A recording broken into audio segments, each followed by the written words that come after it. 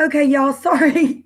Sorry it took so long. What can I say? You would think at this point I wouldn't have these kind of technical difficulties anymore, but you know, live stream is as real life is. You never know what's going to happen. So we got through it. We're here. Sorry we're late. So sorry. Thanks for waiting. Um, so we have, wait, I'm pulling the chat up on my thing. We got through it. We're here. Sorry.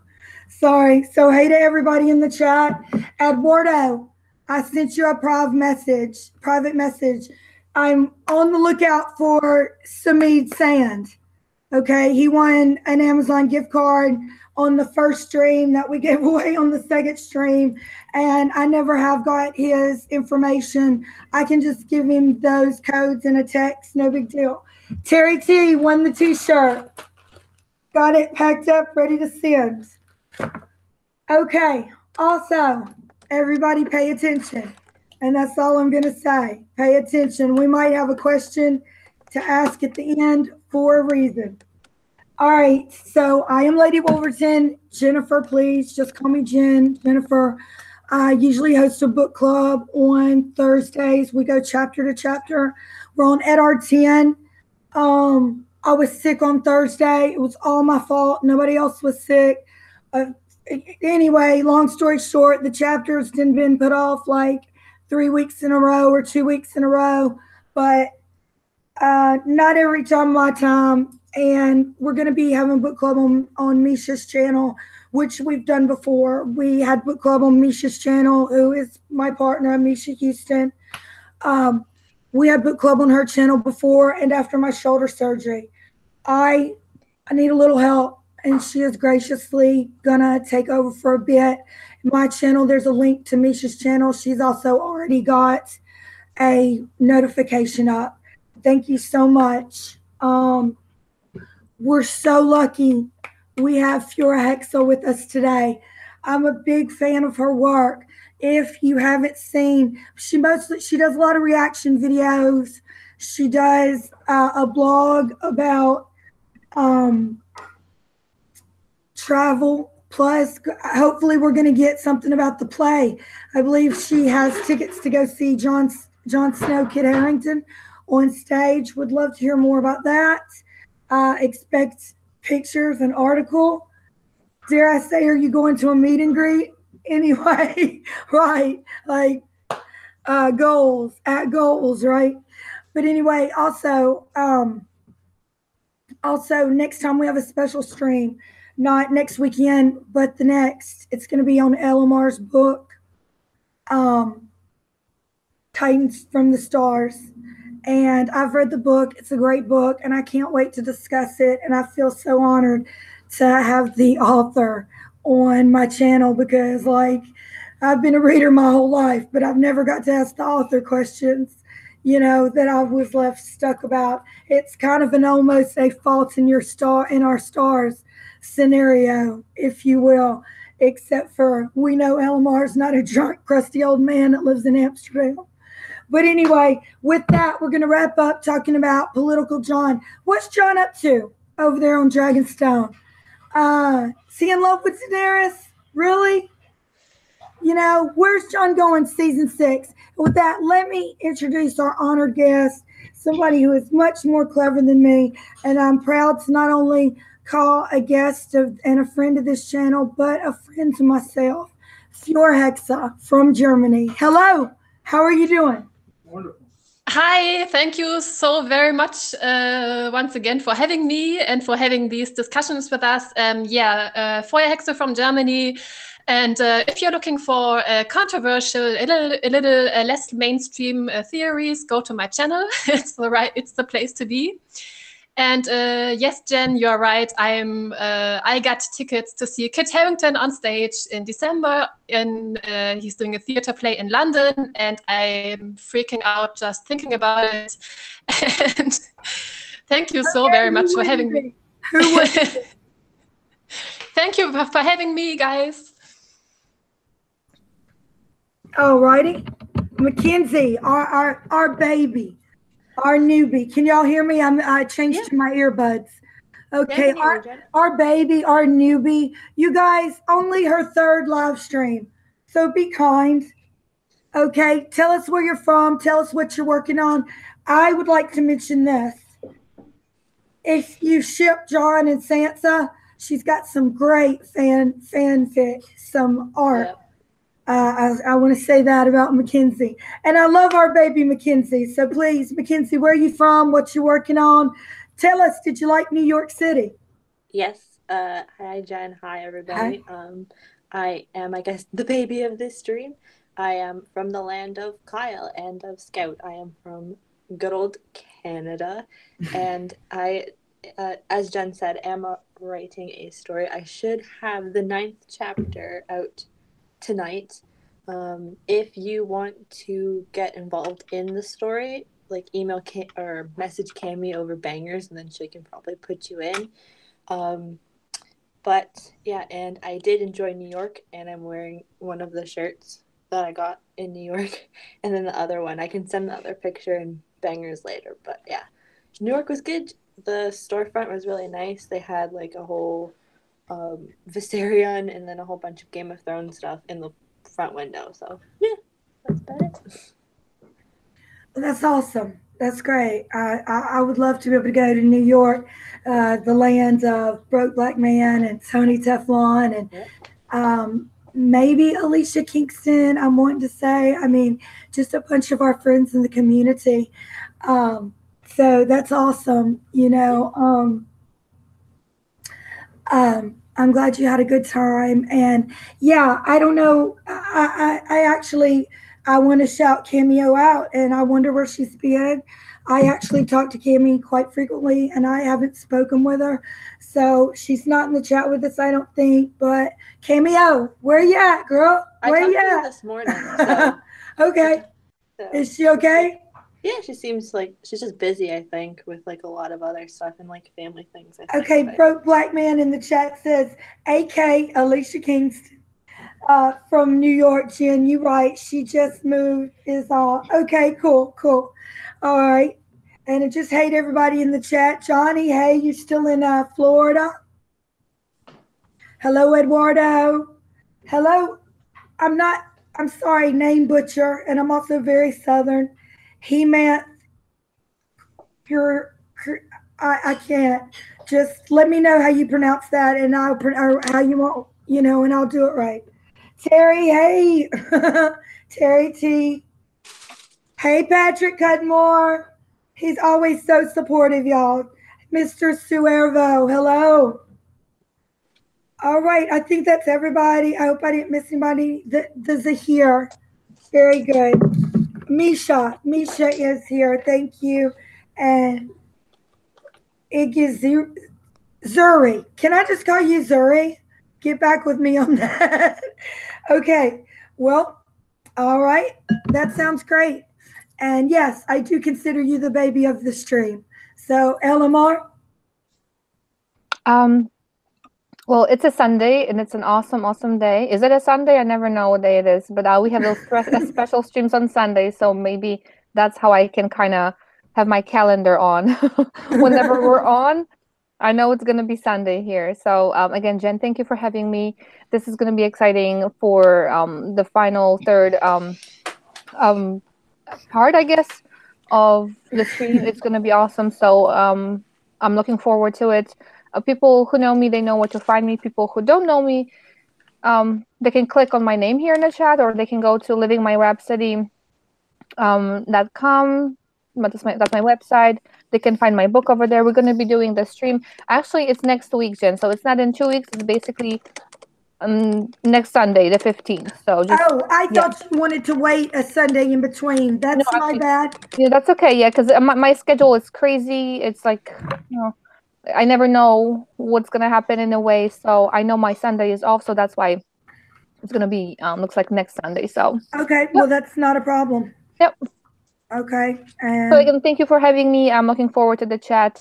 Again, great to see everybody here, all friends here. So yeah, let's hang out for a couple hours. So yeah, exactly. Thank you for mentioning that, Elamar. Yeah, just everybody's friends here. This is just a conversation amongst friends. look, whatever you think is welcome. We're all just speculating at best, and really, let's just keep it where we're just bullshit. So just whatever. Did you see in the chat, BBM says at Living My Rhapsody, what is that bright light in your room? The light of Arendelle? Is that Lord of the Rings? I think it's well. That's I had horrible issues with my technology stuff, pieces, things, tablets, phones. It's like all crashing. So this is a new laptop, and the camera is good, but I don't know how to adjust it. So I have to have no camera, and there's like light everywhere. So hey, magic, la la la, and stuff. I hope it's good. I hope it doesn't bug anybody. All that lovely color rainbow. Yeah. So yay. That's just my new laptop, and it's not set up yet. That's why it's all kind of weird looking. So. Oh, it looks fine to me. Okay. Well,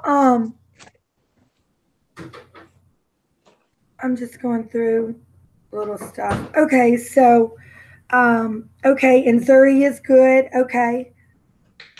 And oh yeah, and I meant to just say this. Everybody, all you have to do to sub to somebody is hit their icon, and it takes you right over to their channel and sub to them. Just sub to everybody, you know, who you're friends with or you see about in chats, because, you know, almost everybody I know ends up doing something, whether it's just turning you on to something else that's awesome or doing some readings or videos, what have you. You can be subbed to as many people as you want to be subbed to. It's, you know, it's not a competition or anything. It's not a limit. Okay, and so with that, let's talk a little bit. What we have been talking about, you guys, is not John's motives. John's motives. If you'll remember, the first theory video you made, Pure Hexa, was basically about how you think that Jon and Sansa would really be the perfect pairing and probably the perfect rulers. And you laid down a lot of sites to them both just thinking very similarly about not only how to rule, but what they want in terms of what would make them content. I didn't even want to dare say use the word happy. But so then in this video, after we have seen, and this is probably going to be maybe a little bit of a TV heavy discussion, at least at first. But then what we see is like completely made us kind of been led to believe that it's going to be Jon and Daenerys.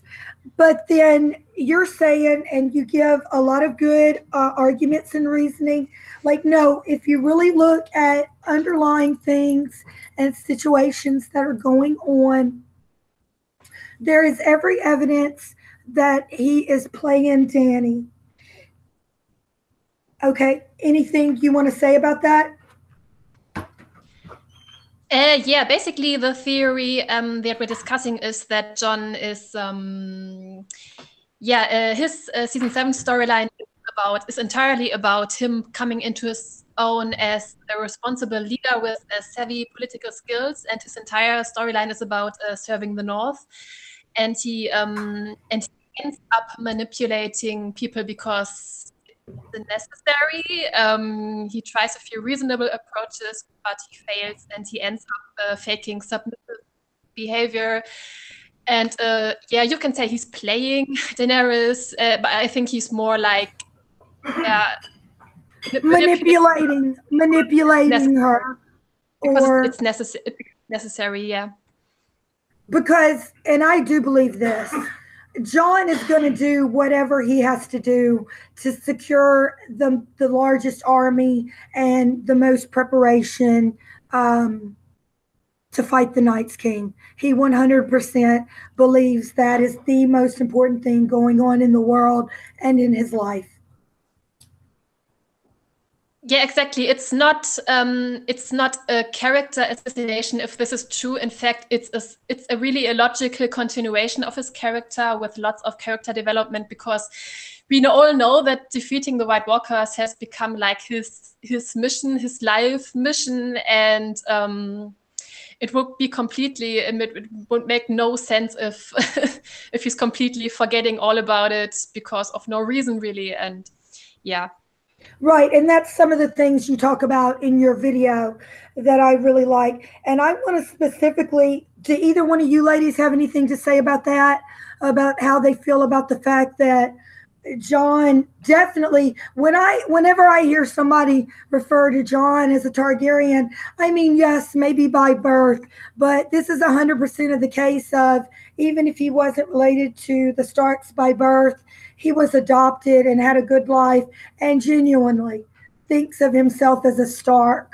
And it really has nothing to do with blood. Yeah, Lamar.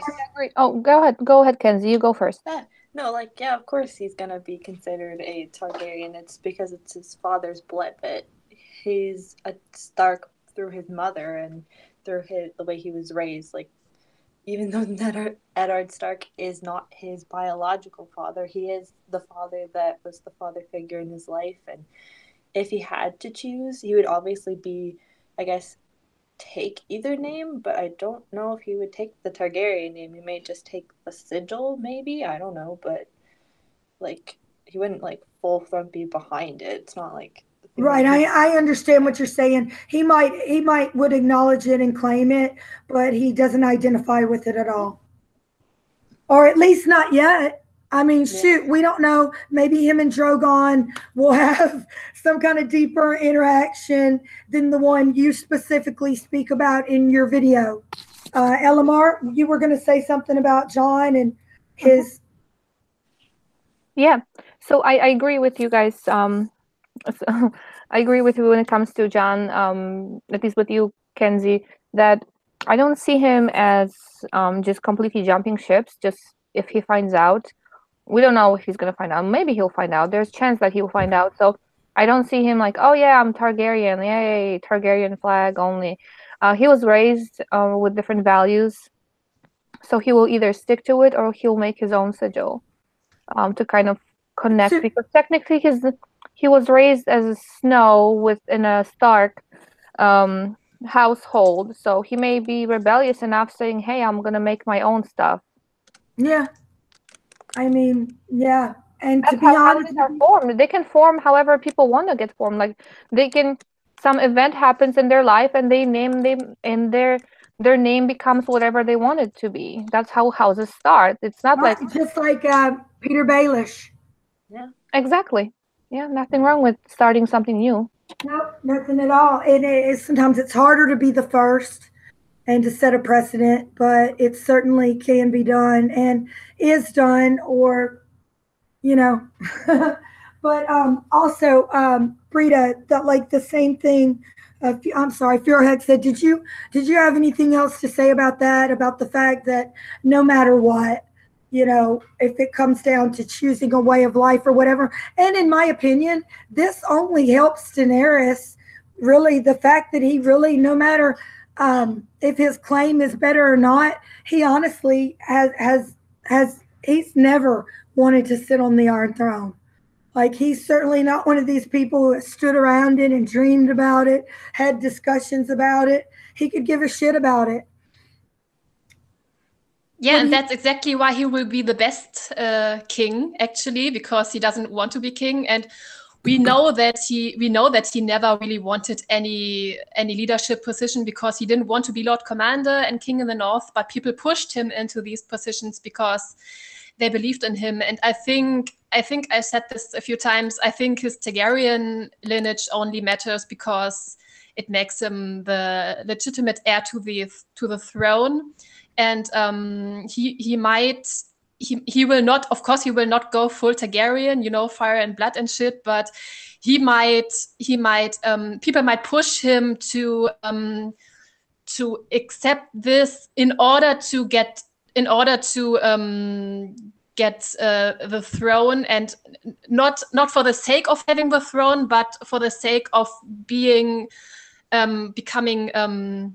you know, a responsible leader, right? as Like a king, having ultimate say, so to speak. Yeah, he's 100% Stark, but his Targaryen lineage only matters because of his claim to the throne, and he will basically be a Stark king. And I'm really sure he will take the Stark name at the end, one way or another. Yeah. Okay, very good. And talking about that and talking about Jon actually having the better claim and really, in my opinion, being the most suited, it's twice that Tyrion, and like I said, this discussion, at least at the beginning, is very show centered, but I can't help it. Tyrion has really been significant in helping him at pivotal parts of his life. Like on the way to the Night's Watch, we get really just he gets some life changing and some much needed advice about bastard, accept that and wear that like a badge of honor. That way, no one can ever use it against you to hurt you. And I completely understand that. And again, we get Tyrion, giving him some really life changing and saving advice, like ask for something reasonable, and then and basically, without saying that, that could possibly lead, deeper. But everybody has to start somewhere. Anybody? Kenzie, I'd like to hear your opinion on it. What are your thoughts about it?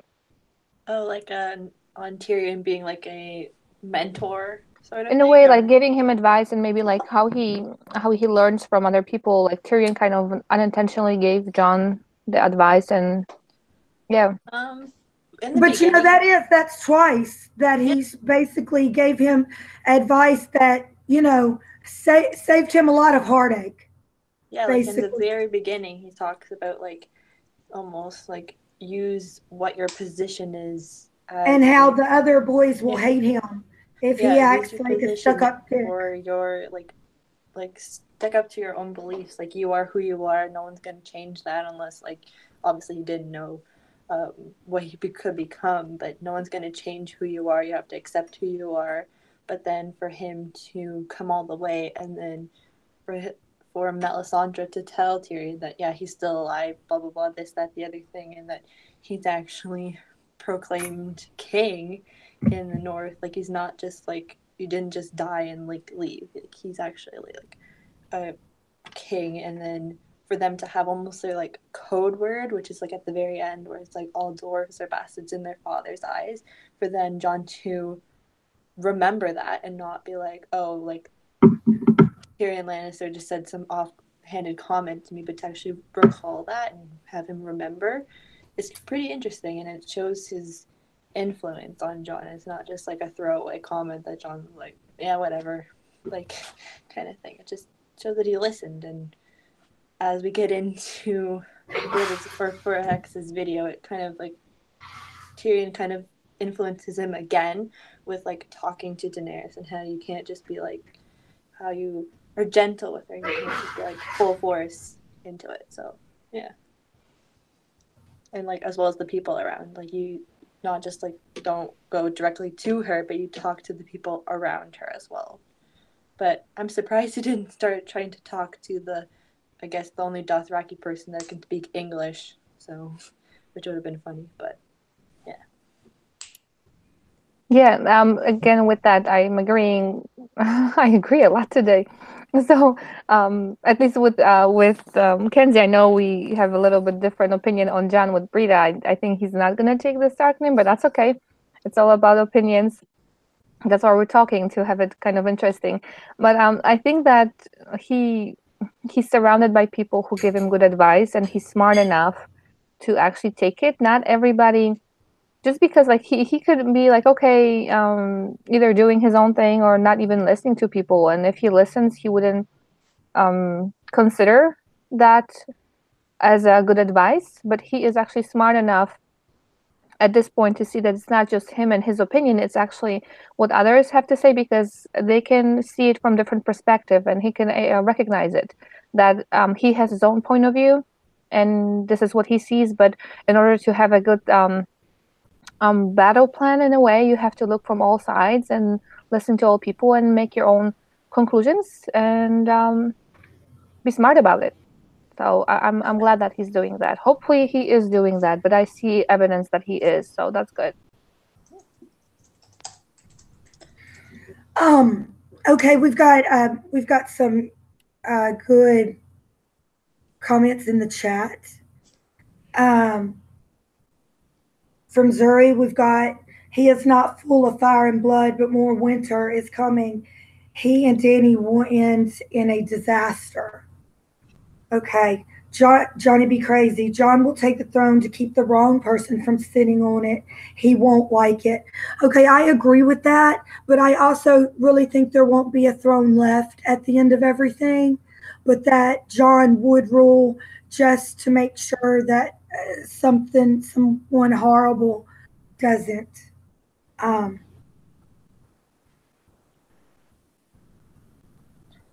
They may have it like in the end, but then have Jon melt it down or something. Right, and I see where Pure Hexa says the same thing. And then Sonia Kenny, hey Sonia, in the books, Jon always wanted to be a Stark. Robb's will legitimized him. I think so too, Sonia, but we still, can we get someone's a winner? Please. Patrick Cudmore, hey Patrick, always so nice and supportive of the channel.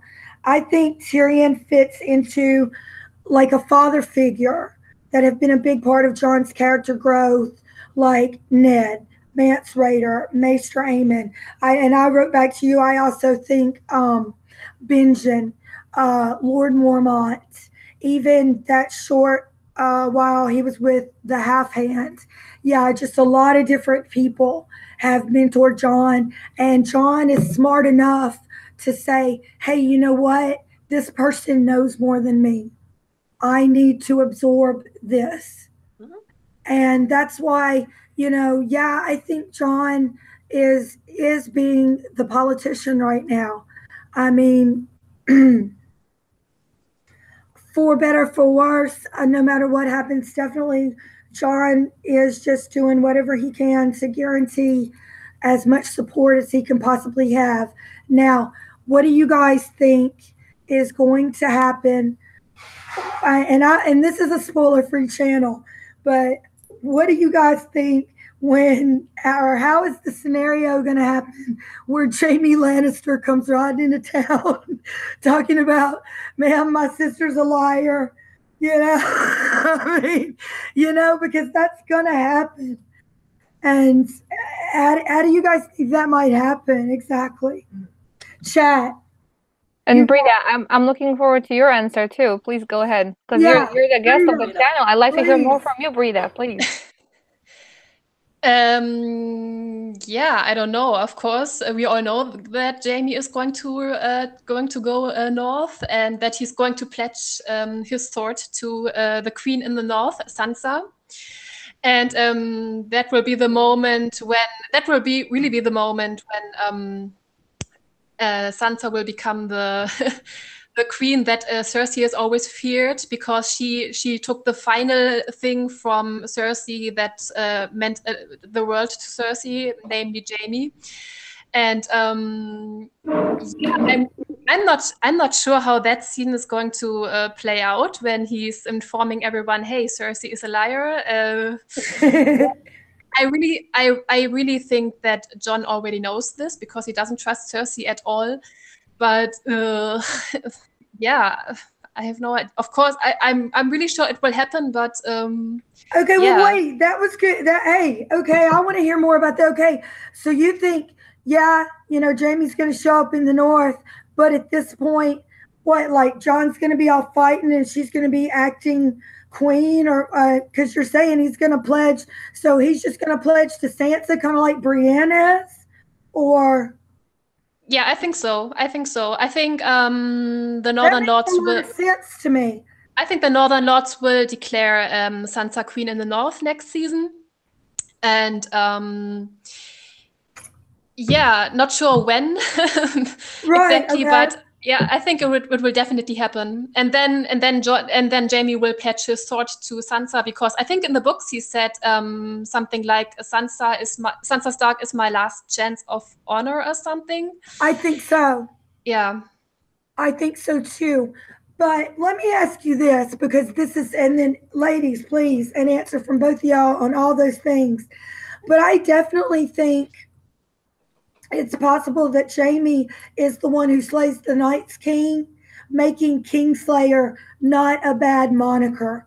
And that's in the end his complete kind of, if you want to call it a redemption arc or whatever, but that would be a nice way to take him full circle. And if the means of getting him there is by him pledging his sword to Sansa alongside Brianna, which makes a bunch of sense because he technically still has his promise to Catelyn Stark as well. Mackenzie, LMR.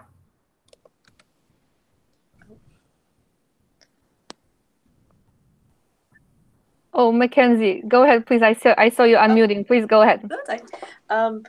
For Jaime to, when he arrives into, I guess, Winterfell, it'll be after, obviously, Jon and Sansa and everybody has gone back together, and it'll almost be like that could be a pivotal, like, ending scene. I know, like, I kind of mentioned it in my story. It's like they're all, like, gathered in the Great Hall, and then, like, 2 guards or whatever come in, and they're like, here's them, and throws them in the room, and it's Bronn and like Jaime, who've probably like met up at the end, and then like here's like the Kingslayer and like whoever he claims himself to be.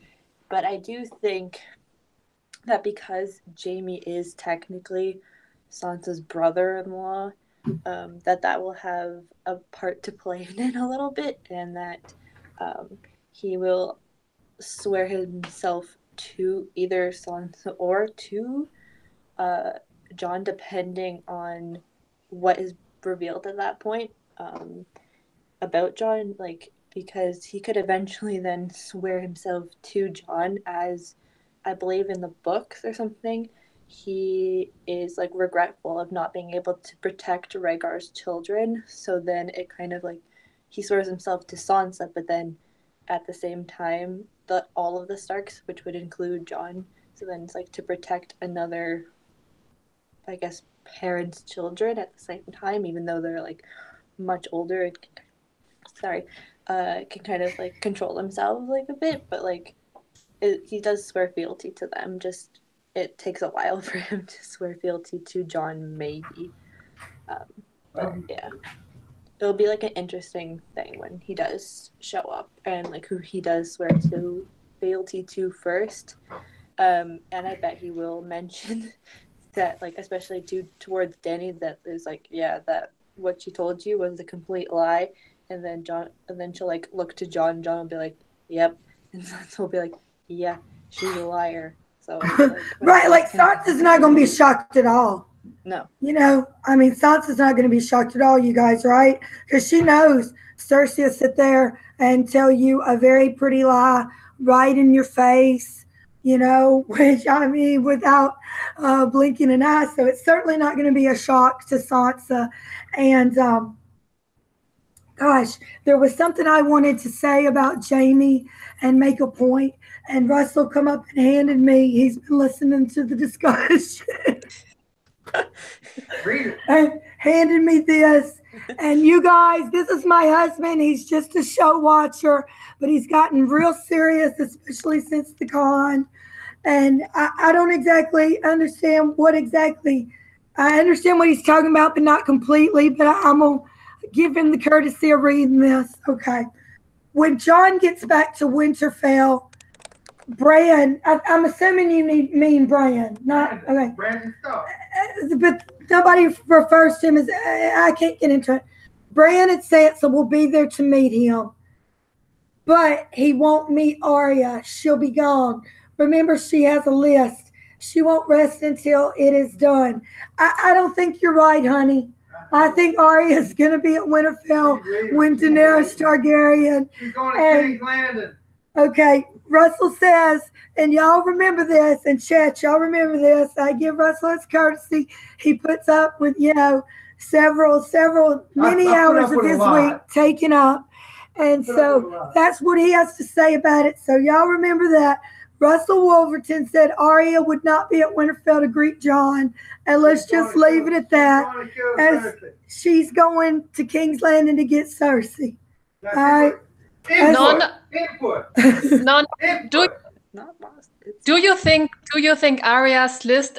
Do you think she's still so pursuing her kill list? I think if she knows that Jon is on his way to Winterfell, of course she will stay there because, you know, she's totally desperate to see him again. And I don't think. No, I agree, Brita, but that's my Brita said no way.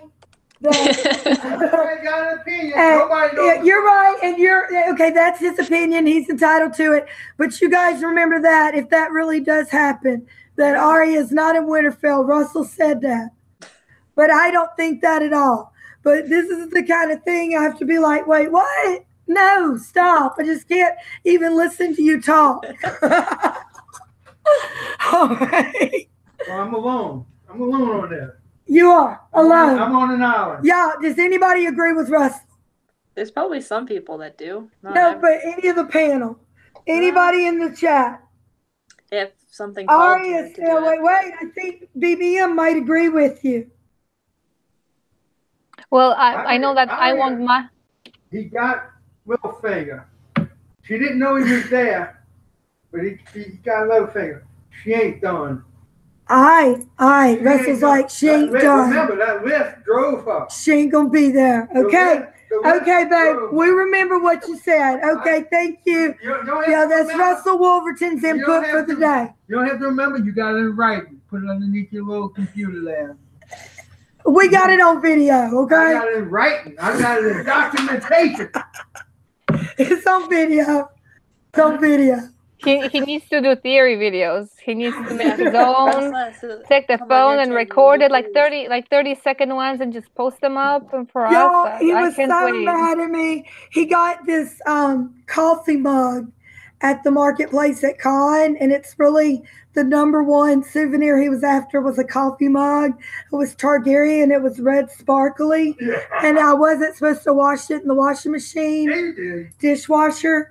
And I did good for a while, but let me just say it's no longer red, but it still sparkles. It's gold. It's gold. Moni G, hey girl. So good to see you. All right. Okay, and I also want to say happy birthday to Cardinal Doomsday. Happy birthday to you. I hope you have a great day. Exactly. Happy birthday. Birthdays are special. They should be special. It's a good time to be alive. It certainly is. It certainly is. 7 more days. Russell, you have everybody in the chat is like, you should make theory videos. I'm working, man. I ain't got time for that. And I tell you what, you have to ask Pure Hex about a theory video. They quite time consuming. Carrie T actually says, I want to sub to Russell's channel. So he has his own channel. Get him his own channel. Right. Oh goodness. Maybe, you know, I think maybe if you do a theory video that is at least 55 minutes long, I might believe you. Maybe. He's not fixing to do that, you guys, but thank you so much. That's funny. You know, we got to give Russell his say. He does put up with me having sometimes a couple live streams a week, and he likes to listen to, he has a little thing that projects Bluetooth or whatever. He likes to listen to his old school music on YouTube or wherever and listen. Yeah. Blues. Listen to the blues. Okay, so where were we? I had something I thought was significant to say about Jaime and, you know, some of his promises and whatnot, but I got totally thrown. Yeah, so about Jaime, because I wanted to also mention that there are different characters that people like or root for, and they're very happy about them. I'm pretty sure I mentioned that my favorite character is Tyrion, and I'm not even going into the detail, like why is he my favorite, but kind of like an overall, I guess, impression of him. Both books and the show, I want to see how he does, but he is already. I liked him since the beginning. That's the thing. Hopefully, at the end, I will still like him. Hopefully, he will not completely go 180, and I don't want to hate him. That will be something unexpected. So who knows? Maybe they'll do it. I hope they won't. But I really also am rooting for Jaime. And I know we're talking about Jon and all, but Jaime may have, like you said, a great role to play in helping Jon being his political self. And in the beginning, that was one of my characters that I obviously despise for obvious reasons. But I'm hoping that it's going to turn out completely, again, opposite, that he will go 180 and he will be the hero. And people keep saying he's a Kingslayer. And there are theories that talk about him being Queenslayer and actually another Night King Slayer. So there doesn't have to be one hero. Well, I guess, in my opinion, who completes the mission. There can be more people involved in it. So I would absolutely love it if Jaime is the one who kills the Night King. Really, anyone but Jon, because that is so predictable. And I think I absolutely, I love the theory that Jaime is the Queenslayer and that he's the one who kills Daenerys. And this time he will be remembered, celebrated as a hero, and not as a villain. And Elamar, since you said that you love Tyrion and don't want him to really do a 180-degree turn, what do you think about the theory that that the deal that Tyrion made with Cersei was that he promised her Sansa, that he promised to bring her Sansa, and that maybe he plans to kidnap her and take her to King's Landing in exchange for the ceasefire? Actually, I have not heard that theory, but like I said, I want that show to shock me, but not shock me because it's really bad, but shock me because it's unpredictable and good and satisfying, and it's something that, let's say, I haven't considered, or that they've done something that would kind of shake me a little bit. Like, really, technically, I love Tyrion. But if he were to turn, I would hate it, but I would love it too. I love chaos, I guess. I love to see how things pan out. Like, if it would be like, happy and everybody, rainbows and meadows and everybody's dancing, I'm like, that's not the show I want. I obviously want a show that shakes it, that makes things happen. So I can see that happening. I can see Tyrion doing it. He's capable of doing a lot of things for family, and he said that family, I don't know if he said it this way, but I think family is important to him. So I can see him doing something crazy like that completely. I wouldn't like it. I would love it, but the evil side in me, yeah. What about you, Kenzie and Jen? What are your thoughts about Tyrion kind of being kind of shady there, doing, giving Sansa to...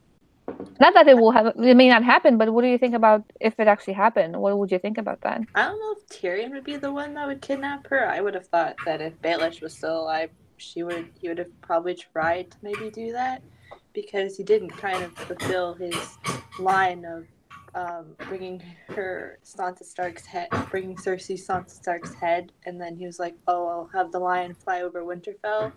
So it could be one of those things where almost Tyrion does it and then just like, what? But like she trusted him enough not to obviously do anything to her when she was much younger. But for them to go there, kidnap her, and then take her back, I don't see Tyrion doing it. I would see maybe somebody else doing it, or there's even the additional part to that theory is that it's Alice Karstark that is taken and that is brought to King's Landing instead, or the other part to that is that the two of them are mixed up and stuff like that. So it's like it's either she's actually taken or Alice Karstark is the one that's taken. Anna is brought to King's Landing in her stead. Okay, wait a minute, because it's funny that you said that. Somebody's phone's ringing, I think, y'all. It's funny that you said that, though, y'all, because I haven't done a rewatch in a while, and I wasn't rewatching yesterday, but for a minute, I just ended up on GOT, and it was the scene where they have Alice Karstark, and I found myself thinking, they put a lot of thought into her looks when casting her, and why the red hair, and I really did think this. It was just like yesterday or so. So, and then the swap situation would kind of mirror, if you believe there was a swap in Dorne of the Myrcellas, like her first cousin and handmaiden that was brought, and Myrcella, when Arianne takes her off and her ear gets sliced and her face gets sliced. But some people say that it's not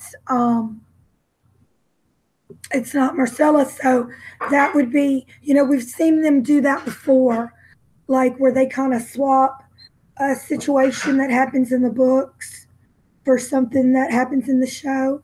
Well, what do you guys think about that? Well, because I think the actress was actually, when season 6 was, I guess, filming, or season 7 or something, like when they were filming, the actress was actually conceived on the internet to be Sophie Turner's body double. So there is out there that she does very much look like Sansa Stark. So it could be that, or the other part of that theory, and I know we want to get back to political John, is that the two of them are mixed up, and John, it doesn't take them to see at the first episode to get to Winterfell. There's an attack in Carhold, and Alice Karstark is killed, but she is reported to be at Sansa instead. So there's either the kidnap or is known as the dead body instead of Alice Karstark. So it's either one of those two things.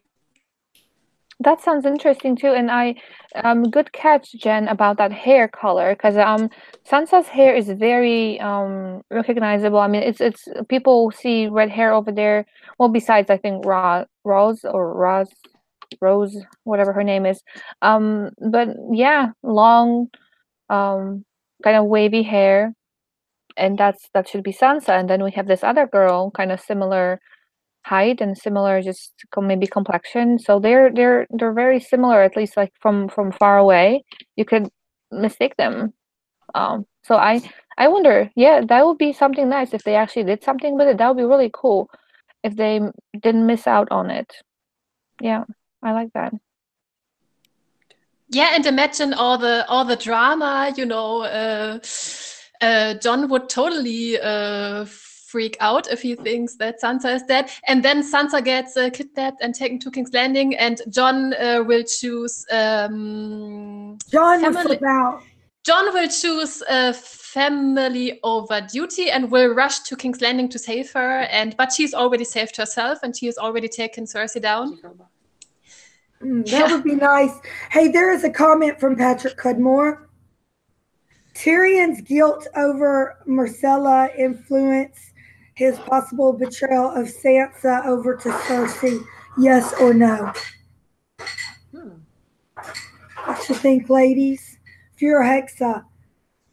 Him feeling guilty about Myrcella dying influenced him to do that.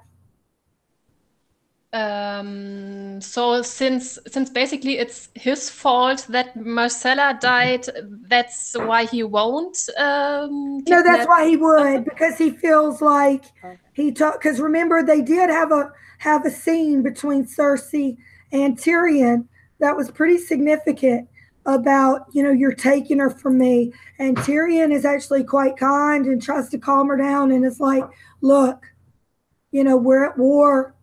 You think that Myrcella won't get raped if, what happens during sieges? Dorne is actually the safest place from her. So I think what Patrick is asking is Tyrion's guilt about him initially sending her to Dorne enough to make him betray Sansa? I really don't think so, y'all. I think Tyrion has a genuine care of Sansa. Oh yeah, difficult. I don't. Good question, though, Patrick. Yeah, very good question. I don't think really. Yeah, I don't really think that the Myrcella issue really influenced him. That would be like if they wanted to make him a completely different character in the last season, kind of thing. Like, especially towards Sansa. And to that point, it's also that whole thing kind of disrupts the whole Tyrion and Sansa have to get back together at the end of the story kind of thing. If he's the one who ends up kidnapping her and taking her to King's Landing, that whole thing does not then happen. So okay, yeah, and also Tyrion is so boringly good at the moment. I think they really have to do something with his character again, because he didn't have anything to do really during the past couple of seasons, and he has to finally become interesting again. And funny you say that, because and all of you know this one. You know how a lot of people say that the look Tyrion gave Daenerys and Jon on the boat is jealousy. That's what Russell says. And I'm just like, no, it's not. It's concern, because he can only see this really complicating things. What do you guys think about that? I can kind of see like both ways, like especially if he is supposed to be in love with Daenerys. I mean, if you think about it, shit is already super complicated. Tyrion's annulled wife is Jon's sister.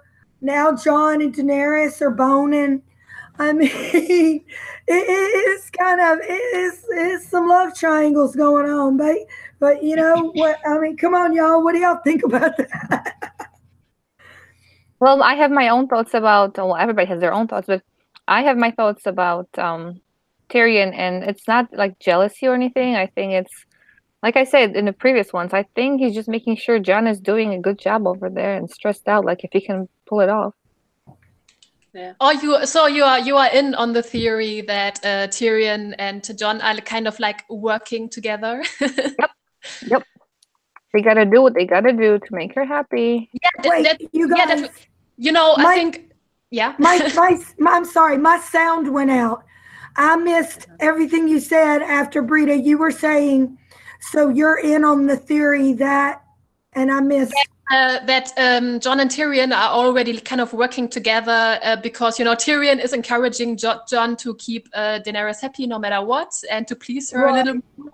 And I agree. I don't think that Tyrion is in love or something, or that he's jealous. He's just, concerned and maybe a little guilty. And that entire scene, the cross-cut, the parentage reveal, Tyrion's concerned look, it all just served as drama set up for next season. So yeah, I don't think there's any jealousy involved. Right, I don't either, and that's another thing. I'm just like, all right, quit talking. But hey, at least he's interested now, which I couldn't be happier. And actually, the way they did it is really nice, because if they just made it clear, we would not be talking about it right now. So I appreciated that they either on purpose or because they it was ambiguous. Yeah, exactly. And I'm glad they did it like that, because now we're talking about it and we're thinking, is he jealous? Is he like making sure Jon is doing, what he's supposed to do? Like, what's his thing?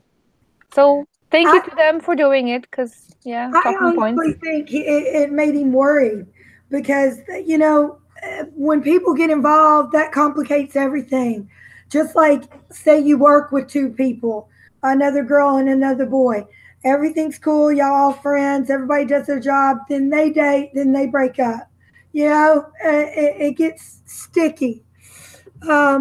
Gosh, I cannot believe that we have, it's almost 4:00, but I know we got started a little bit late, but gosh, go on at 6 o'clock. We're having a really good discussion. Have fun. Okay, another thing that I hear a lot, and that gets on my nerves, because I agree with Furahex's video that John is like this. He absorbs the behaviors of what other people are doing around him, just like he did when he was a prisoner of the wildlings.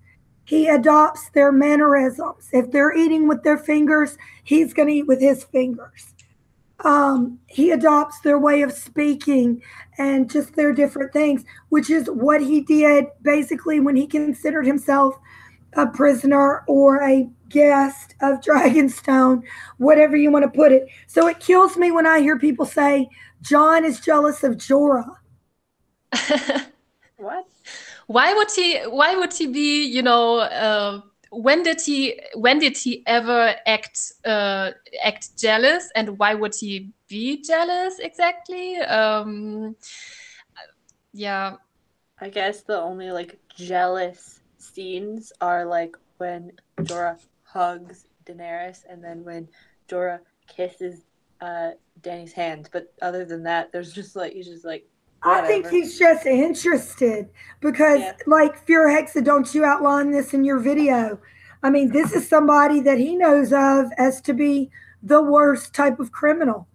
Yeah, exactly. Yeah. It was explained in the interviews that Kit Harington said that Jon was really kind of confused because he knows Jorah as a slave trader and bad guy, and yet he is Daenerys, you know, totally trusting him and welcoming him back. And I really don't get, you know, if they really had wanted to do it, they could have done the classic jealous romantic rival trope like they did with the Wildlings back then with Ygritte.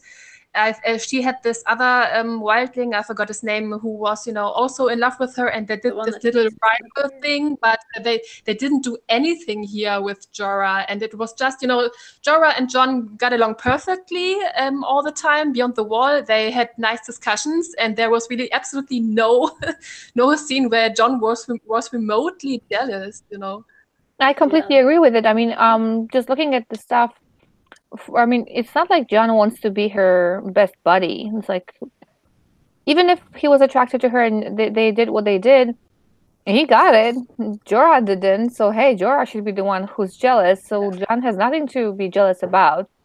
And as far as just emotions and her hugging Jorah and just being like friends, like if Jon really wanted to be Dany's friend, he would be opening up more. He would be more...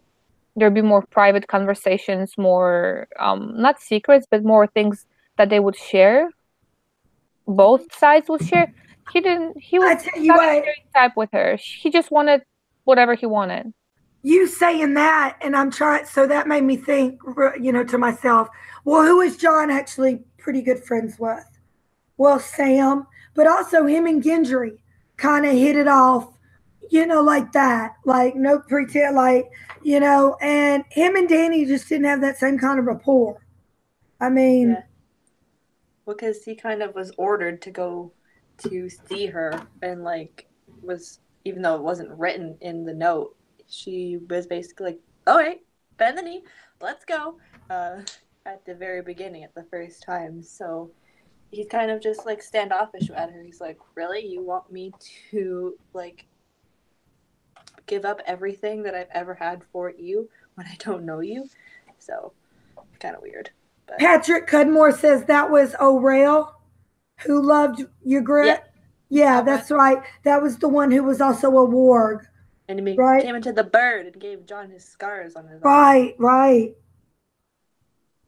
Oh, and y'all, hey, Miss Crenall, and I think I say that right. Please let me know. She's in the chat, I think, or somebody said hey to her, but I love her book club. It is really wonderful. Dare I say it's maybe a little bit more advanced than our book club, but they do theirs completely different. And her and Claire Gray are really great, really nice, friendly chat as well. You know, as friendly as this one. But I really recommend that.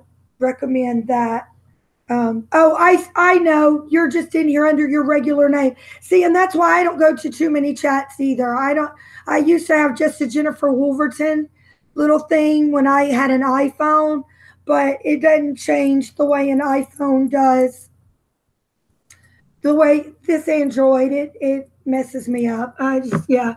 Let's not even talk about cell phones. She certainly is. I hope I may call you Catherine. Please just call me Jen or Jennifer. But she certainly is. I've been watching her for years. I used to watch her with the guy, Maester.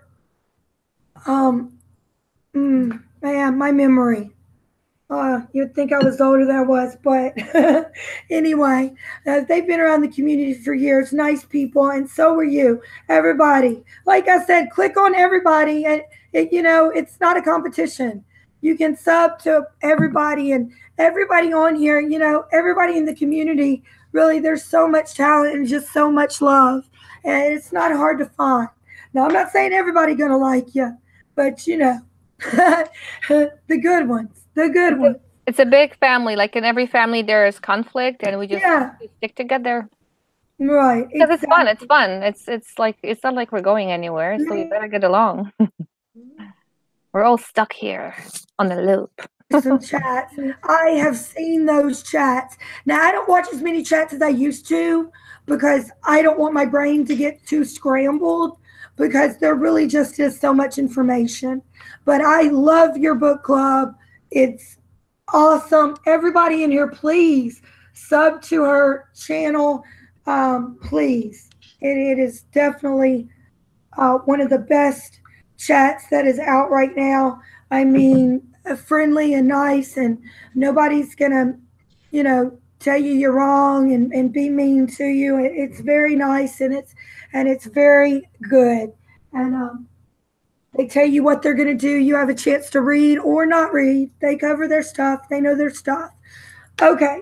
So moving on. So where were we? So we're talking about Jaime Lannister and him possibly giving over Sansa. And that was, Tyrion giving over Sansa. I tell you what, I hope not, and I don't think so. But I can tell you what, if Jaime Lannister caught wind of it, I don't think he'd allow it. He was always very half-hearted about, her wanting to kill Sansa. Cersei, I mean. Yeah. But back on Jon. We kind of talked about how Jorah and kind of Jorah's jealousy. Right, I think that's ridiculous. Yeah, but then we can also kind of talk about his almost Jon uses Jorah's manipulation tactic of calling Daenerys my queen. Exactly. I mean, he can tell that that's something that's important to her, whereas Jon being called king or whatever, it almost makes him uncomfortable. He'd much rather be called Jon. And then, Jorah is really, I think.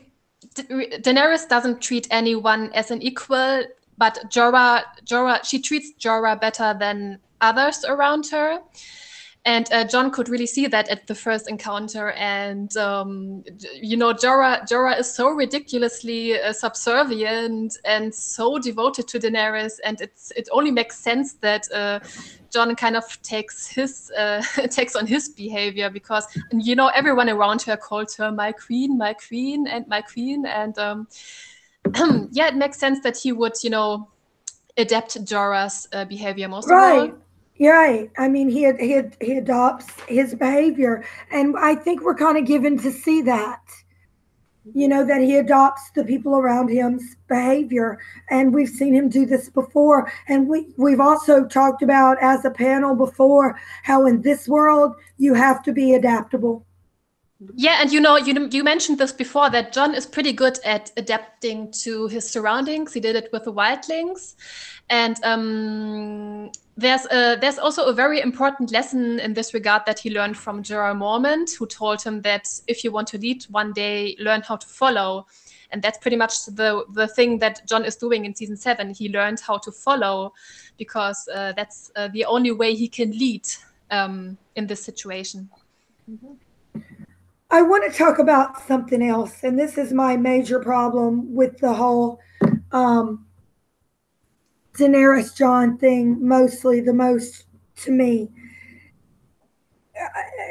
Dany is not really very merciful, but not even not merciful. Dany can be quite ruthless, and that's really just not Jon's way. And just like we get the whole conversation between Varys and Tyrion, and Varys is like, she has to listen to you. You have to get her to listen. And then Jon, I think that he's going to, what do you guys think? But I mean, he's going to notice that. And I tell you who would really notice shit like that? Sansa. She's lived through Joffrey.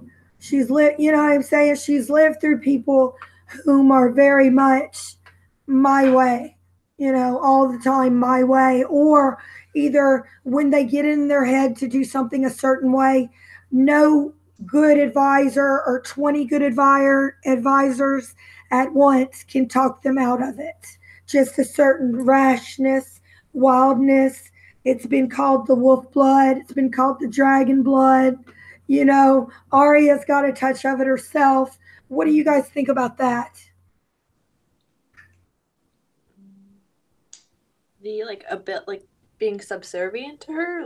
Do you think there'll be some situation where, at this point, I think Jon is still very much in that state of mind. I can't tell her what to do. And also, I'm not really technically her advisor. Okay. But I think there's going to come a point where she's going to do something that he really just totally disagrees with. Well, she already did with the Tarlys. So exactly. I mean, he don't even, I'm not even talking about shit he don't know about yet. But he's going to have to hear about this. And then there's going to be another situation where they completely disagree because he errs on the side of mercy whenever possible. Yeah. It'll be a thing where they kind of have to, I guess, deal with, another lord maybe again. And, maybe a northern lord like Bronn Jon Royce or, Lord Manjay's this one's not my queen. That one is my queen. And she'll be like, say what? So it'll be like, Jon will be like, they don't follow you because they kind of don't like your dad / my, he won't say this, but my grandfather. So it'll be one of those things where someone's like, you're not my queen, and Jon will have to defend their opinion and be like, you can't always burn people who don't not like you. You have to take their side and try to convince them to like you. It's one of those things, maybe. You guys, the chat is so crazy. Yeah. We've got talking about, Sam brings some ointment. Connie, thank you for burning my dick, Dad, and Rick and brother, my queen. Let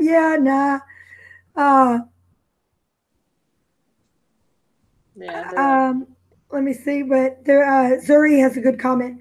I also think that Sansa will see right through Daenerys' behavior, and I think Sansa will tell that everybody who is willing to listen. All right, Zuri, I think Sansa's going to see through Daenerys, and I think that's going to be extremely interesting. The Sansa Daenerys, meet and greet, but I don't think she's going to gossip about it. She certainly might have a conversation with Arya about it if they're all now talking about who needs to die, or whatever their secret codes are, when they decide to basically. Arya won't be there. Okay. Do y'all hear that? Russell's in the background. Arya ain't going to be there. Arya ain't going to be there. Yeah. But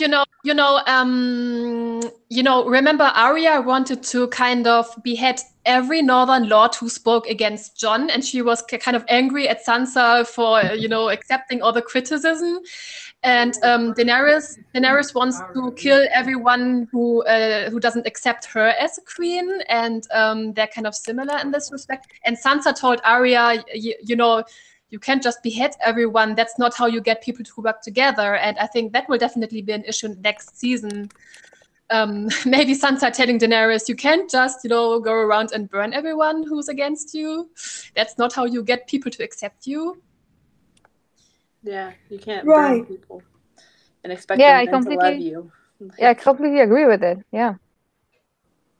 But I do think towards the whole Sansa being like, you can't trust her kind of thing, it'll be like almost a thing between Sansa and Arya as well, because Arya knows how to read faces and read expressions. Like, if Arya's not sitting at the head table when they'll show up and Jon presents Daenerys to the North, that Arya will see, like, through this facade of who she is. Like, she might connect the dots of her, like, not hand, but her, like, main advisor was a former slave trader, yet she said that she freed slaves. She'll be like, Jon, like, connect the dots here. Like, she said that she freed the slaves, but the person that she values that her opinion the most was a person who took slaves and all of this stuff. Like, kind of like right, which is sad, remove the rose-colored because glasses. That's definitely, what's the word I'm looking for, you guys? Like, if she definitely has one cause or one agenda, it would definitely be to free any person in any kind of bondage, or, under any kind of duress of any kind or whatever. So yeah, that's also very, I guess, hypocritical. As well, like, if he doesn't have his, like, if he isn't political Jon, like we're assuming here, it's removing, like, his sisters and brother will remove the rose-colored glasses of this person is not who you say that, or she says she is. Like, she is not exactly 100% the person that she says she is, and what can go into the whole burning the Tarleys and doing all that other stuff. So, and like burning all the grain as well that they would need for winter and stuff. So yeah, and speaking of burning and everybody there, there's a great question, and Johnny, thank you for pointing it out to me. I'm kind of looking in the chat and everywhere, but let me go back to it. So well, I'm gonna say like the name, like Catherine Crown, and basically the links that I said. This is a new channel, by the way. I'm assuming this is a new channel, so not only sub to the one I said, or send to you, but also to this one. So there's a question. Okay, yeah, I think she's gonna stop doing all the other one. Like, yeah, because she also does the most brilliant nails. Yeah, So this is the new channel too. So please make sure to click on this one too if you could. But I think she's just going to do book club on the new one. Thank you for that. Yeah. So there's a question from her. It says, where do you think Varys' story goes next season? Next season.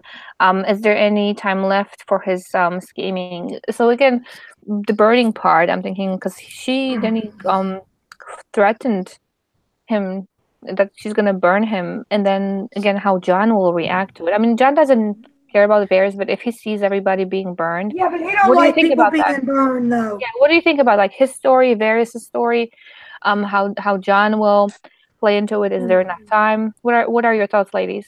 If there's the idea that Varys could find out that Jon is Rhaegar's living son, so, and like the only one to like survive for that, like Rhaegar's kids, and because he wanted a Targaryen restoration in the books, he's supposed to be backing the Aegon character or whatever, and he could switch sides in terms of which Targaryen he wants to follow, and he'd be like, you want to pick him? Dracarys, burn him alive, like kind of thing, where it's like they're still on the same side, but he doesn't back her like she thought he was going to, maybe. Yeah, Varys is only serving the realm, and I think right now anyone would be a better option for the throne than Cersei, I think, for the most people. And I think he will definitely back up Jon next season when he learns the truth, and Tyrion as well. And Yeah, but the problem is really that Jon has to support Daenerys no matter what, because if he makes her angry, if he pisses her off, then he still needs her. He still needs her in the north, and he still needs her dragons, and he can't really do something that might make her angry or something. Though I'm afraid he will continue this yes my queen, yes my queen, yes my queen behavior, because he has to keep her tied to him. That's a problem, really. That's really good that you pointed that out, because I definitely think Varys is going to fall and Daenerys is going to be the one to, it's going to be over something, and I couldn't think what, because the story in the books for him is so dramatically different. But I think that is probably a good thing, is that he is probably supportive of Jon in some kind of way that displeases her. And I really don't think that even Varys, even though they're not bosom friends or anything, I don't think he's just down with people getting burned to death. I mean, we saw how he reacted towards what happened to Mance. That was a kindness and a mercy. They're just characters are so very different. Yeah, and he also, he banished Melisandre. He didn't kill her, he just banished her from the north. Right. And, the big question that I would like to ask you, the big issue, the elephant in the room, did Jon bend the knee or didn't he bend the knee? I think it's a very, very justified question. No, I don't think that he did. He said some words, which usually to him would mean everything, but he certainly didn't do it in front of a heart tree or in front of anybody else for that matter. Yeah, he only just said that he serves Daenerys, but that he could say he serves Daenerys as a soldier. He doesn't mean Oh yeah, okay, yeah. I was completely forgetting about the parlay. I'm so sorry. No, it's fine. See, I get jumbled. Yeah, I was just thinking about some of their interactions. Yeah. But yeah, I mean, he did basically declare from her, but he's. There was no bending in the knee of anything. I mean, it wasn't. It was just a form. And he could have made it elaborate like that, but that's not his way. Think about it, y'all. He could have made it elaborate and basically tried to get everybody to turn on Cersei right then and there. I mean, that could have worked, and they could have taken her into custody or whatever. Of course, we know that things aren't going to be that easy, and nothing's ever going to be that easy, but things could have went differently. But no, I don't really think he bent the knee, but he did give his word. And to him, that is as binding as anything else. But he didn't. Exactly. Go ahead. I'm going to probably agree with you, Rita, but go ahead, please. But he didn't give her his word. He didn't. he just said contingent on things. Yeah, he just said, Dany, and how about my queen? When did he give her his word? That's why I'm thinking. Jon is. Oh, in the Cersei. So in the Cersei, so he can only serve one queen. Did he say that? Is that what you mean? Yes. But he didn't say. I'm taking that as not only that, but when they were alone and he called her Dany, and she was all like, nobody calls me that. And then he was like, well, then my queen. I mean, I thought it was pretty well implied that he gave her his word, because he's not somebody who just throws stuff like that away around or whatever.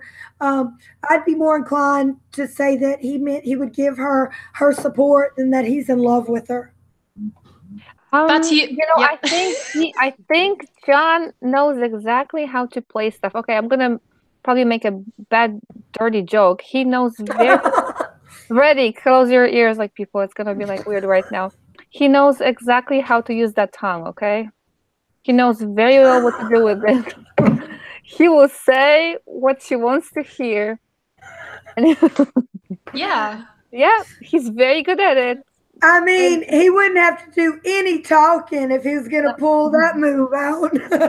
No, I'm just saying it's words, and he knows exactly how to manipulate those words to make the effect that he wants. He may say one thing and she's going to hear the other, and he may say, I never actually said this, I said that, you just understood it this way.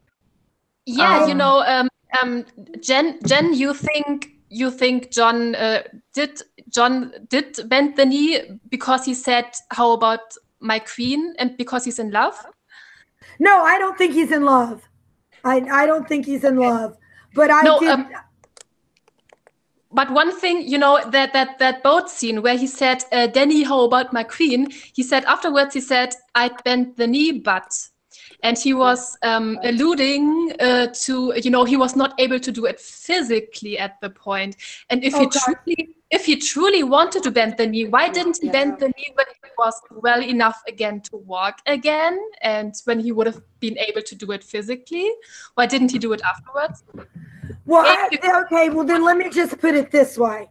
He is really gonna support her and call her his queen and all that shit.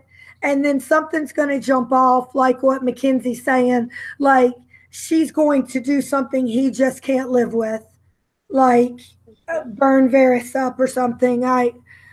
They're just so different, really. Like he'll probably see her do something like horrible in front of his face, and then he'll be like, what the fuck? Like, what did I honestly decide to do? Also, the thing with Butt was in episode 1 of season 7, John references what the word but is significant to when you say something. It's like everything before the word but doesn't actually mean it. Okay, well then that's true too. That's true too.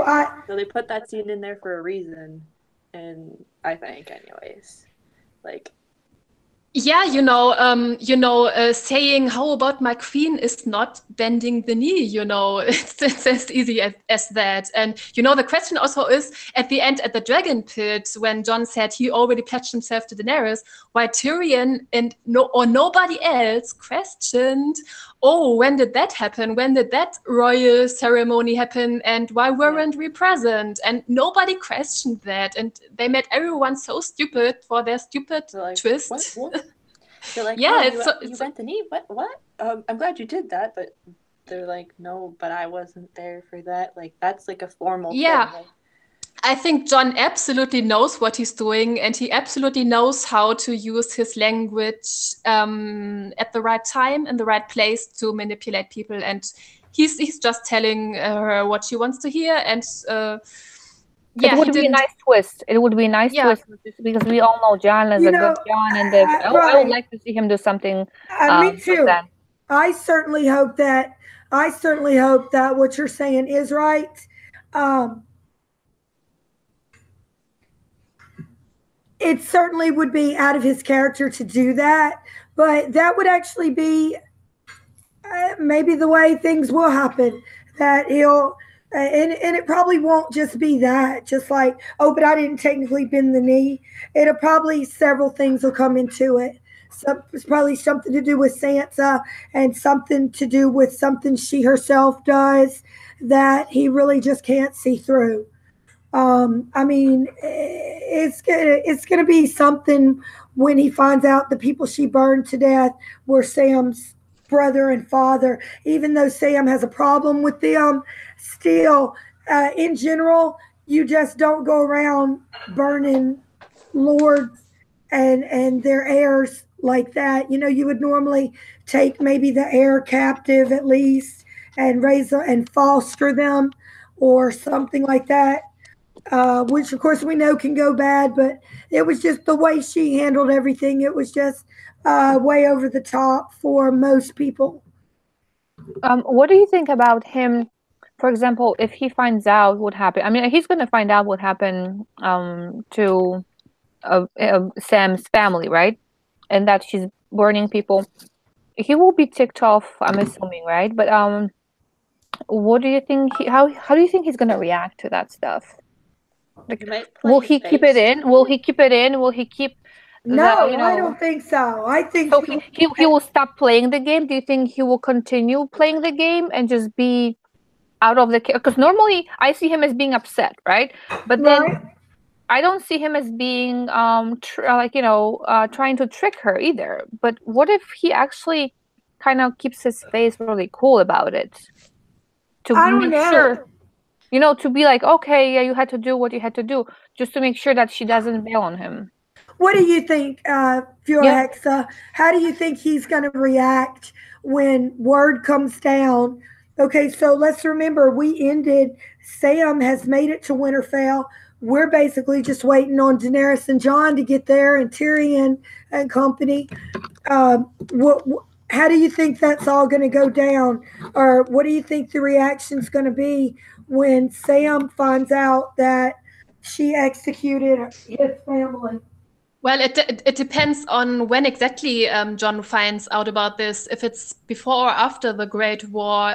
If it's before the Great War, I'm afraid he will keep on playing the game on the surface in order not to to make her angry. And but I really hope that that they will make it clear that he absolutely disagrees with this, and that he's only sucking up to her because he has to keep her on his side. But I definitely don't think it will be a huge issue next season, because I know everyone is saying, yeah, but Randall Tarly was an idiot, but Sam will not be happy about it, especially if the other one burned well. And it's such a parallel to the Mad King burning Rickon and Brandon. I'm afraid that Jon will have to continue playing the game and play nice with her, but in the background he will be like, oh no, that was a shitty move. I think so too, Brita. I mean, he already said, that he is concerned with the Night's King, as everybody really should be, right? I mean, because they've got a tough fight ahead. I mean, they're pretty hard to fight, the Whites and the the White Walkers, and certainly the Night's King. And now he's got the dragon. I mean, they really need to stick together. So yeah, but I think it will definitely be a huge issue next season, because Jon said last season that he said to Daenerys, they will come to see you for what you are. Exactly. And I think that was definitely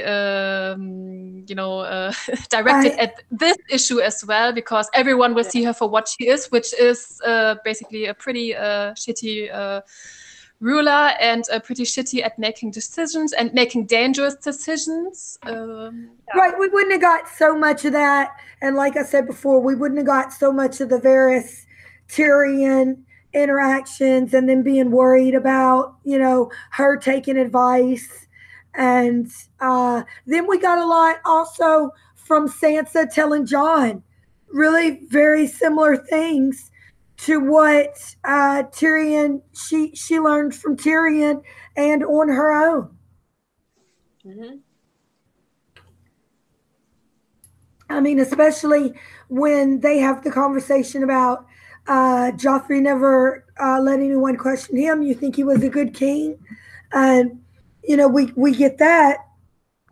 Yeah, exactly. And Daenerys doesn't let anyone question her and her decisions, because she might have her small circle of smart advisors, but at the end of the day, she does whatever she wants to do. She doesn't listen to anyone, really. So, yeah. As well as the great Charles Dance said, anyone who says, I am the king is no true king. Let's put that out there. That's a good one too, yeah. Right. Tywin telling Joffrey, anybody who must say they are the king. Yeah, without cause, no true king. Right.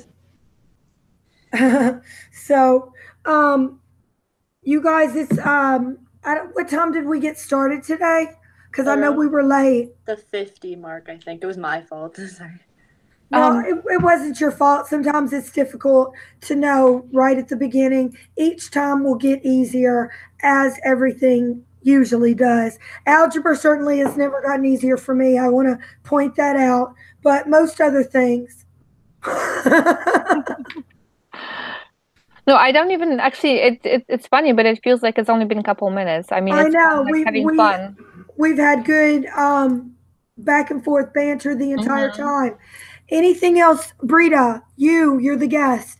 Anything else you really just want to make clear about where you think John is taking us in season 8 and what we're all missing? Or maybe not missing, but what we need to pay more attention to?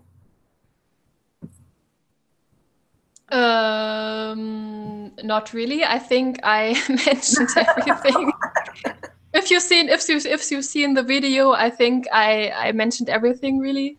And I just want to say that please, this is still Game of Thrones. Please look beneath the surface. Look at all the clues that are there, and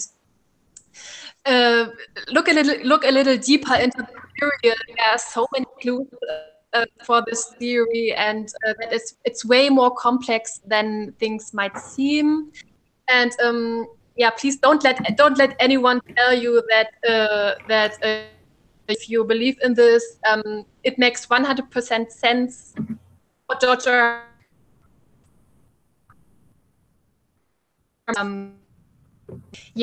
After all, we are all watching Game of Thrones because it's layered and complex, and this theory plays exactly into this. And have faith. There's definitely more going on than what we see. Right, y'all. My sound cuts in and out just a little bit. So yeah, it's the same here. I was just going to suggest that's why I kept clicking the camera off and the sound off. Okay, because I thought my earphones were messed up. So you're saying it happens to you as well? Yeah, I heard Brita breaking up, so that's why I kind of tried to see if my camera, if I turned it off, if it would be better. This is what actually worked for us last time when we turned off our sound while we were not speaking, and then camera just for the moment. But everything seems. I mean, Brita, if you say something, can you check again? Can you say hi again? Yeah. Hi. Can you still hear me? Yeah. Okay, it's better. So I guess Okay. Absolutely. You guys, I don't know when, because we've been going at about the 2-hour mark now, and y'all, I feel like this is one of the best streams we've ever had. We kept everything going nice and smoothly. Sorry it took us a minute to get started, but sometimes that happens. You guys, I'm looking for Samid Sand. I don't know how to get in touch with them. If you know how to, tell them to message me on Jennifer Wolverton Messenger.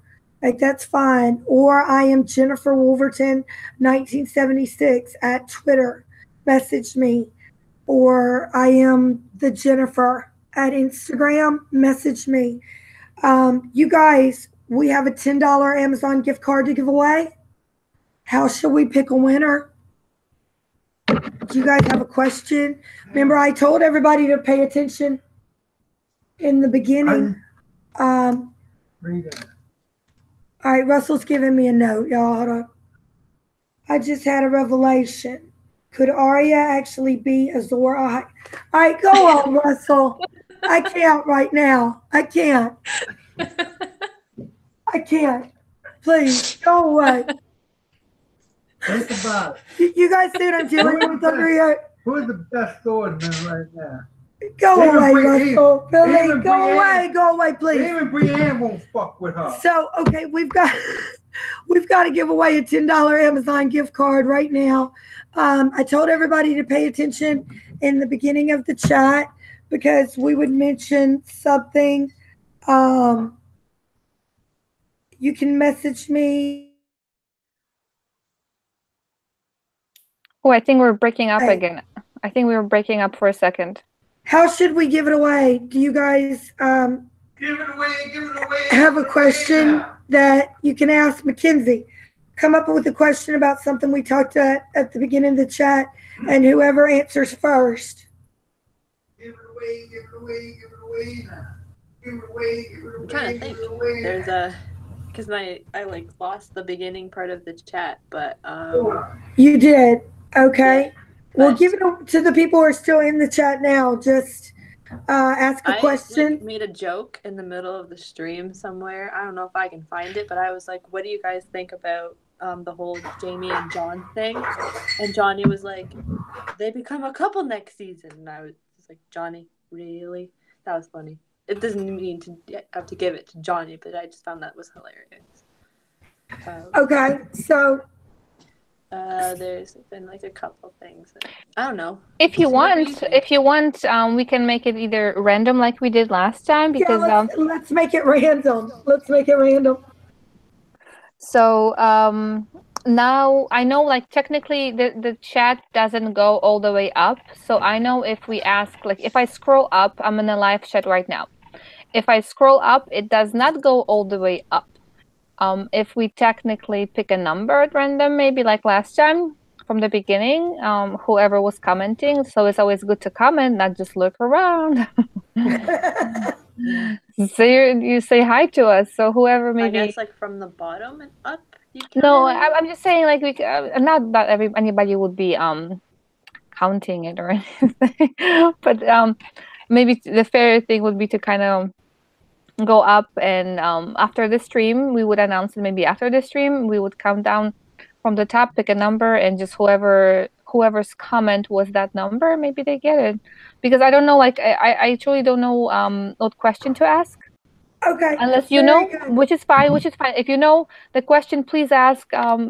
I just my brain is like not processing enough to give a good enough of a question to make it count, basically. But if you have one in mind, please go ahead. I really don't. I didn't have one in mind. So we might just go ahead. We could have like a question of when the person, like I don't know how we would be able to judge this, but it's like when they think it would be revealed to either the audience or like how it would be revealed to like the audience or whatever. All right, we're gonna give it to Johnny. Johnny wins the $10 Amazon gift card because Connie said to, and because of whatever you said, and because, yeah, okay, today it's Johnny. On Johnny. And you guys, I'm looking for Samid Sand, so if you guys see him around, tell him to get in touch with me. And I guess that's... Johnny says to not give it to him, though, Jen. He says to give it to announce it tomorrow or something. Okay. You know what?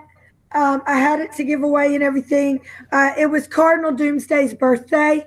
I'll get in touch with him later. He was in the chat earlier. We'll give it to Cardinal Doomsday because it was his birthday. How about that? All right. Very good. Let me see. Any channel announcements? No, not really. Doing book club on Misha's channel Thursday. The link is in my channel, and she has her own link up. Stay tuned for Russell's ridiculous proclaiming. Please be quiet. No. Stay tuned. Brita, take yourself out. Oh, and let's have another discussion. Just like anytime you're ready, get in touch with me, and we'll make up another stream, and we'll make up a topic and start on that and go from there and just talk Game of Thrones. How does that sound? Yes, definitely. Yep. Definitely. Okay, perfect. Thank you. Thank you so very much once again for having me, and everyone in the chat for hanging out with us, crazy people. And for giving us the opportunity to talk about these theories. I so appreciate it. Thank you so much.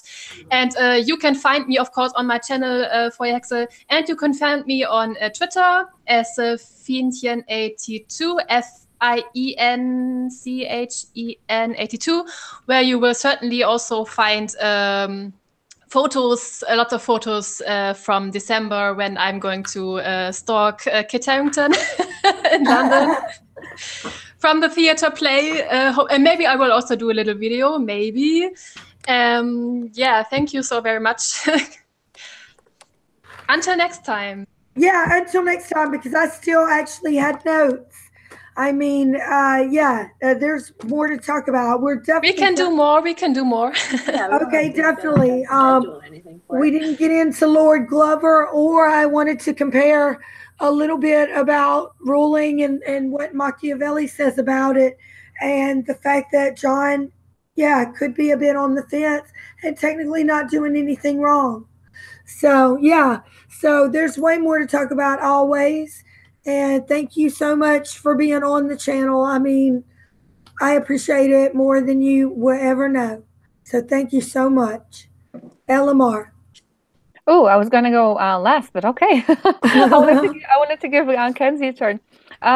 Jen, I have to say thank you very much for seriously making those questions up. And you organized it perfectly today. You had everything prepared. I was kind of... I was having kind of a crazy day today, so I was really hoping for somebody to do that, and you did it. So thank you. Perfect flow. It's been a pleasure. I'm always excited to be here because you never know what's gonna happen. It's always fun because it's all friends, and we support each other. So my pleasure. Thank you for having me, ladies. It's always a blast having you here. I know next week we're gonna be doing. Again, I mean, maybe not on Game of Thrones. I mean, we can chat anything. It's going to be, I guess, talking to me. So I'll be there. Hey, I'll be answering questions. So, hey, we can talk whatever. Right. So next week, we're special stream. We're doing Titan from the Stars, your book. Yeah. Okay.